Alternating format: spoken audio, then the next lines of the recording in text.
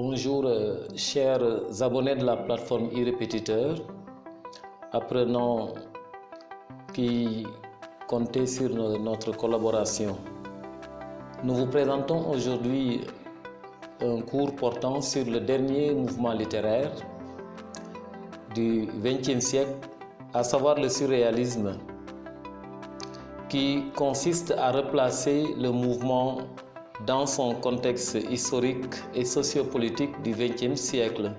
Nous sommes amenés pour la présente séance à vous entretenir sur le mouvement surréaliste qui a vu son apparition au XXe siècle. Il s'agit donc du dernier mouvement littéraire de la littérature française. Et pour entrer dans l'étude de ce mouvement, nous vous proposons un corpus.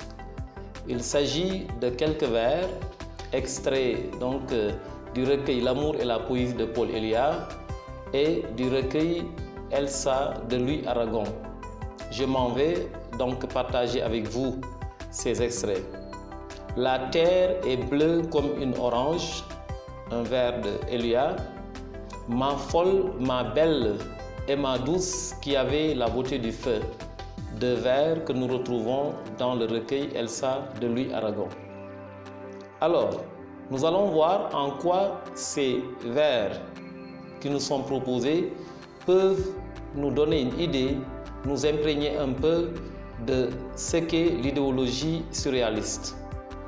Et donc, après une approche définitionnelle, une deuxième étape de notre étude nous amène à aller voir un peu dans le contexte ou dans les courants de pensée qui ont préparé l'apparition du surréalisme, puisque le terrain a été favorable. C'est d'abord, je l'ai annoncé, le contexte donc des deux guerres mondiales, mais c'est également d'autres courants de pensée qui ont précédé le surréalisme, qui ont favorisé ou qui ont facilité l'émergence de ce mouvement.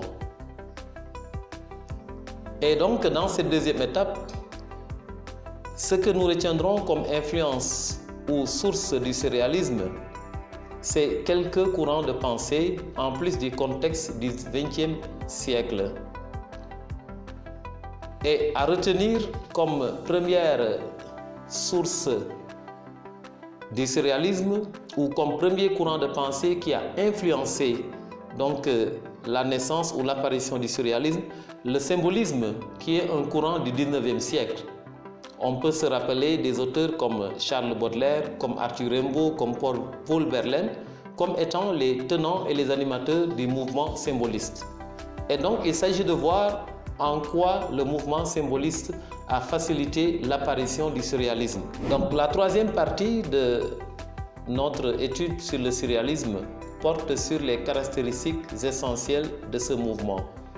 En réalité, on pourrait en déceler plusieurs, mais pour les besoins de l'étude qui doit être synthétique, nous n'en retiendrons que quelques-unes comme caractéristiques. À préciser au préalable que les surréalistes avaient principalement ou fondamentalement deux slogans, à savoir l'idée de changer la vie et l'idée également de transformer le monde. C'est en se fondant sur ces deux slogans que le surréalisme s'est fait remarquer par quelques principes, par quelques caractéristiques.